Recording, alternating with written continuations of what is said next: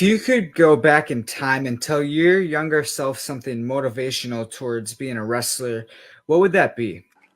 The biggest thing I would have told myself is I was a great amateur wrestler in high school, the equivalent of state champion, Canadian champion, and I had scholarship opportunities, which I turned down to go straight into pro wrestling because I wanted to be a pro wrestler. I would have told myself, which I didn't know at the time because it wasn't publicized really at the time.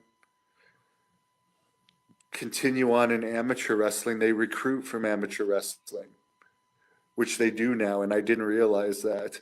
Where I would have definitely Yeah. been better off just doing NCAA. I had an offer to go to the University of Buffalo, scholarship there, but at the time Lesnar hadn't debuted yet, and it wasn't like public knowledge that they actually recruited because the internet wasn't as big from NCAA.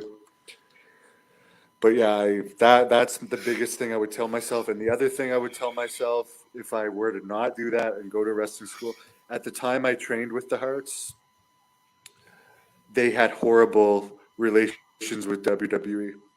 The screw job had happened recently. I mean, Harry Davies' son ended up getting in, and Natalia, but they're like blood. But like, there was no relationship where like they're a feeder system. It's better. It would have been better to go somewhere like Offa's that has a history of like helping you get booked. Or Rick. Another big mistake I made in 2006. Rick Bassman, who I'm now friends with, who trained the Warrior, Sting, Cena. He was trying to tell me, "Come train with me for a few months. I'll get you signed." I didn't do it. Oh, wow. But now I realize what's more important is who you know.